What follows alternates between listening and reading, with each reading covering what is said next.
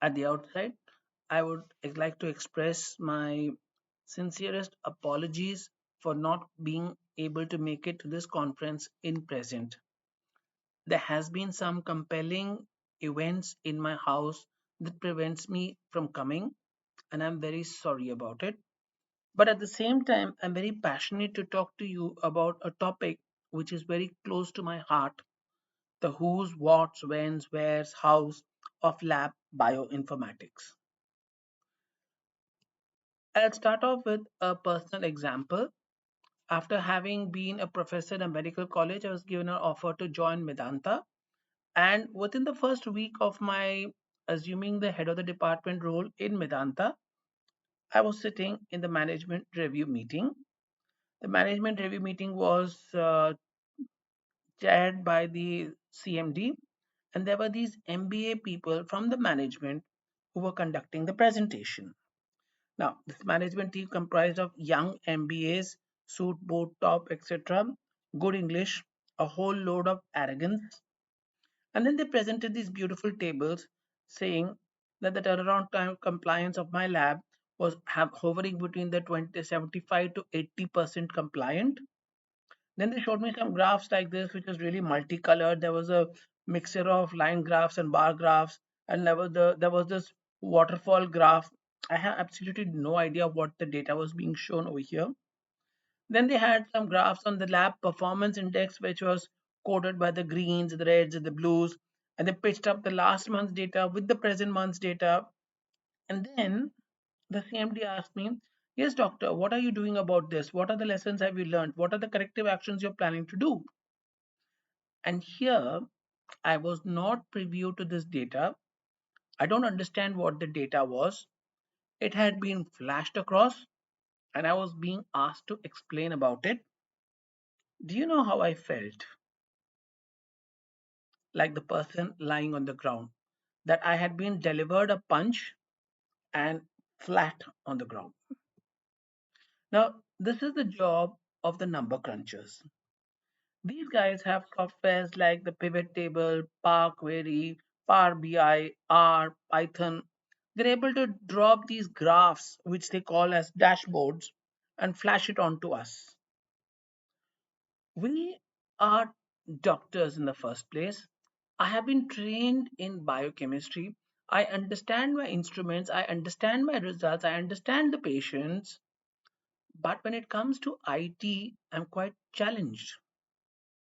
And as long as we are IT challenged, we are always going to end up on the mat. There's an old army saying that if the enemy is in the firing range, so are you. What do I mean by that? If they dish numbers to fight me, I can fight the very so numbers with numbers. Today, I'm trying to teach you the art of fighting numbers with numbers. So, the issue of the TAT, when it was raised the next management review meeting, I just pulled up the screen and said, if you really analyze your data, the lab TAT, that is from the time I received the sample to the time I generated the report, was about 99 minutes, 75 to 99 minutes, that's about 1 to 1.5 hours. Whereas a sample TAT, that is from the time the sample was collected to the time that the result was released, is anyway around the 5 hours. There are times when samples take more than 1.5 hours from the time it's been collected to the time it reaches the lab. So, if you're looking to improve the systems, you're searching in the wrong place. And I told them categorically, don't flog a willing horse. Then the brahmastra that most of us face every time. Here's a clinician who phones up about a particular patient. He may be having tens to twenties of patients, but he just remembers this one patient because this one result did not was not in sync with his previous two reports. And then he phones to you with authority and says, "What's happening in your lab? This report and those reports don't match. How do I manage to treat the patient?" and all that stuff. Now, he knows his numbers well because this is that one patient which he's treating, and this is that one report which is not in sync. and he knows a couple of other numbers and he talks to you with authority. For us, it was just one of the results of the 15,000 reports that we generate in a day, and it's impossible for us to know everything about the patient. So now, when he has the numbers and we don't have the numbers, we're always in the receiving end. What I did, I asked the IT to make a small program for me wherein if I put the ID of the patient in a chronological order, I need to get all the results of the patient displayed in this tabular form. It doesn't call too much of programming skills.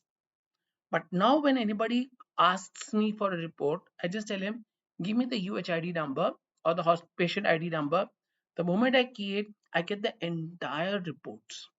And now I am in a position of authority to talk.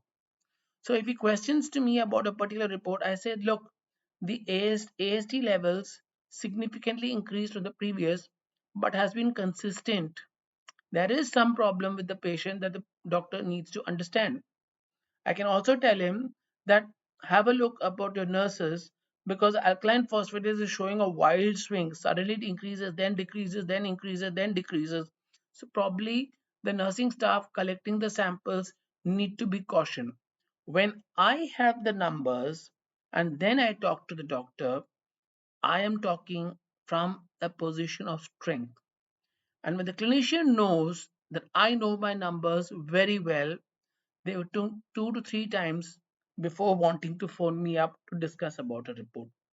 That is the power you have when you know how to command the numbers. Again, this chiller party, they came down with stats that look, we bought so many kits at that time, but so many tests were built. So the percentage utility of your test is y by x by 100. And they give me a magical figure of 74% and say you are overusing or your usage of the kit is inefficient. I asked them, have you included the control runs? Have you included the repeats that we've done when there was a control outlier?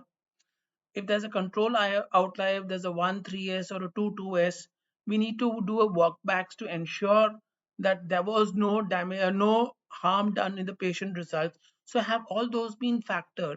And when I gave them those numbers to add, our percentage utilization increased to 98%.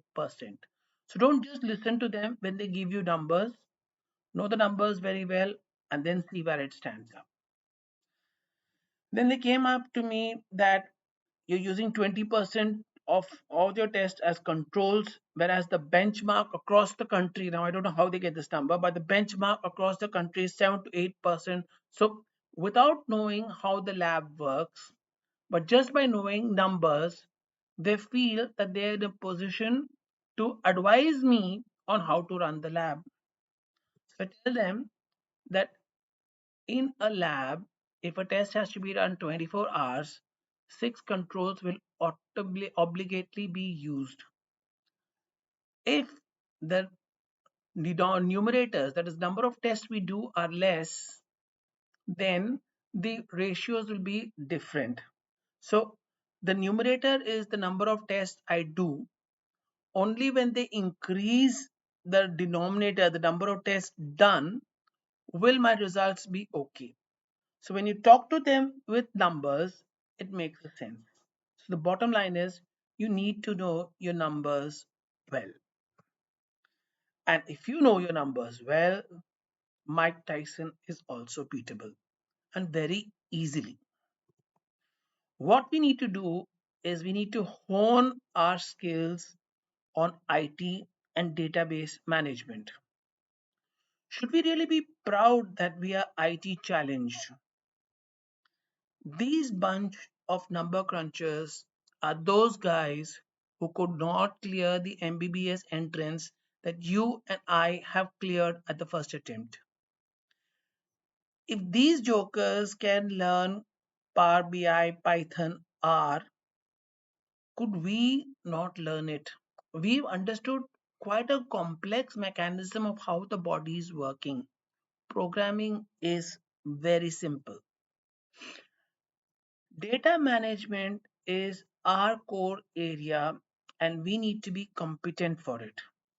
Telling somebody else to do it will only cause a dilution error.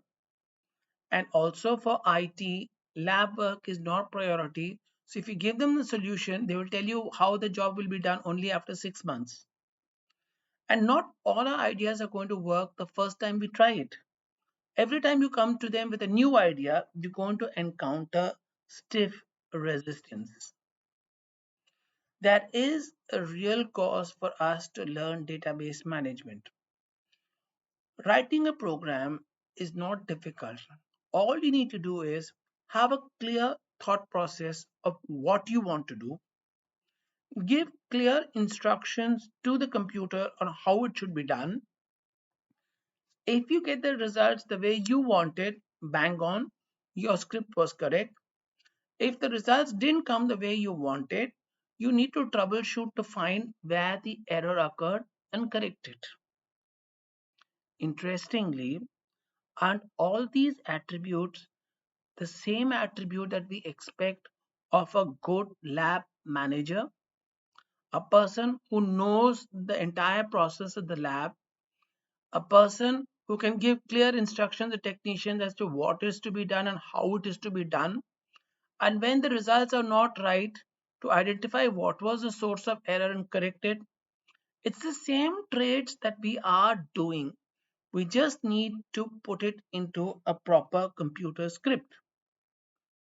Now, what actually is involved in programming? The first thing is whatever data we want to handle should be stored in a structured manner.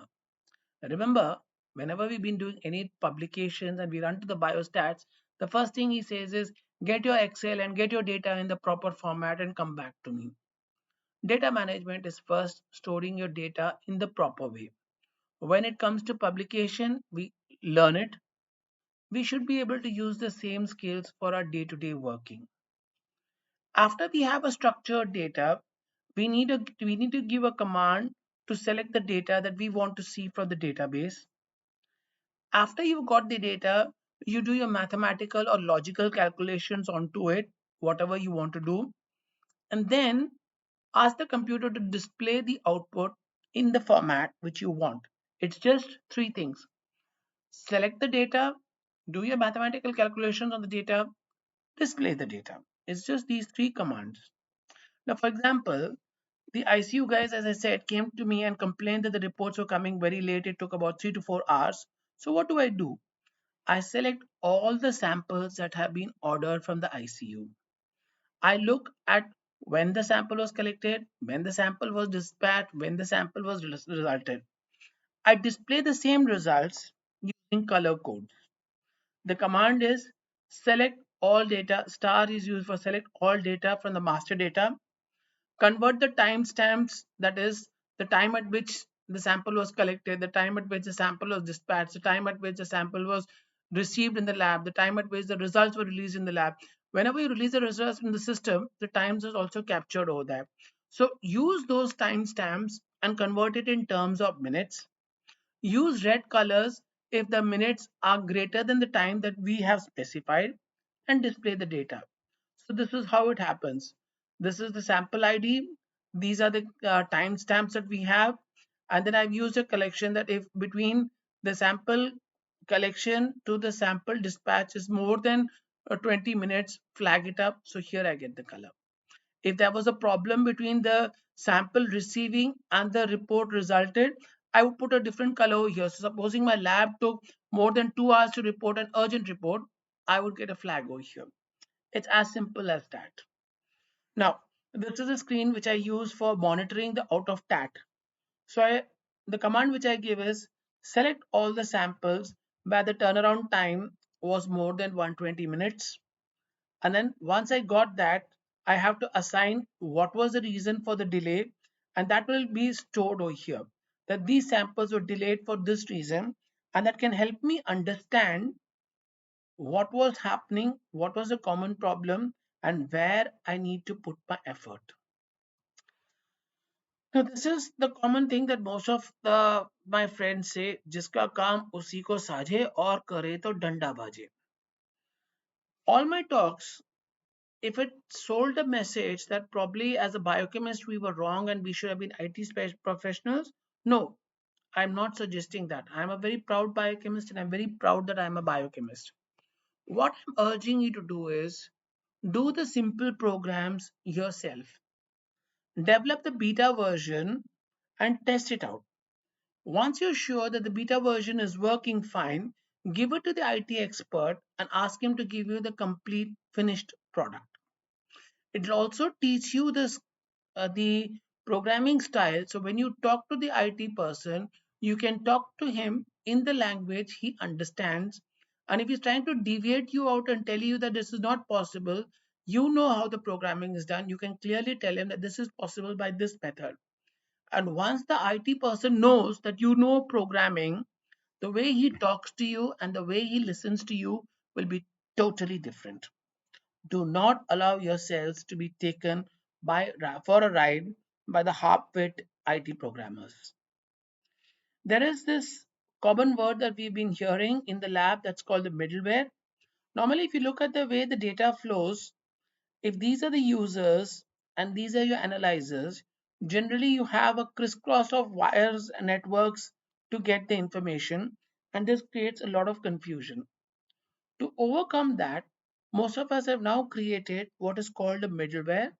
It is a computer where all our analyzers connect to the computer, and all the end users, this could be the billing, this could be the sample collection, this could be the ward which is dispatching sample, all of them also communicate to the middleware. And working on the middleware becomes easy because you have the data from the hospital side and you have the data from the analyzer side, both in the middleware. And now when you work with the middleware, you get the best of the data. What do I do with the middleware? I have a very good sample processing for my tats. These are the samples which have been received. The results are ready and I need to release them.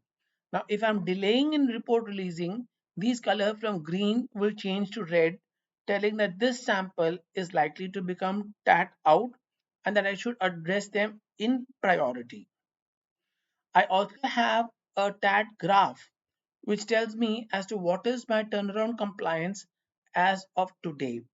So if my compliance is becoming bad, my technicians know that they are slacking and they start becoming more uh, sincere and more uh, active in the process of sample reporting. I can also draw a map as to what was my turnaround time in the last 1 week. And here I find that there is something out and I need to evaluate what happened on this day that my turnaround compliance became so bad. Most of the day it is all right. This one day it was out. So I need to evaluate as to what happened on that day. So here I have a screen. I feed in the day and say, tell me, give me the list of all the samples that were out of TAT on that day. And then I analyze the data as to why it was out and then assign specific reasons to it. Half the time it could be because a repeat sample had been asked for. It could be because the sample was running a dilution. It could be because there was an instrument breakdown. It could be because the sample collection guys received this sample registration guys received the sample but didn't give it to our section in time and they delayed it. All these can attribute to my turnaround time, which I documented. And then I can display the data in a graphical way for us to understand how much was a technical delay, how much was the delay because of my consultant, and showing these data to the right people helps improve the lab processes much better. We can also use the same data to figure out where the hemolysis was occurring, which ward, which phlebotomist was responsible for hemolysis, and then provide them specific trainings. I can also use this data to develop my own quality control manuals. The question is right now, how do you see yourself? Do you want to be proud that you are IT challenged? Do you want to be dictated terms by these number crunchers? Do you always see yourself lying in the mat, or are you going to hone your IT skills? Are you going to learn database management and be more competent in giving Mike Tyson the deserving punch? The take home message is we need to know our numbers very well. We need to be the masters of our numbers. We need to be able to analyze the data very well. Programming is not formidable. We've learned very many intricate things about how the body works. Programming just involves juggling around with five or six basic commands. The best teacher is YouTube. 80 to 85% of the programming which I have done is by watching videos on the YouTube. So if I can do it, you can do it. Learning database management should be a part of our curriculum and we should learn it early. And remember, if you can torture your numbers hard enough, they'll confess to anything. Thank you.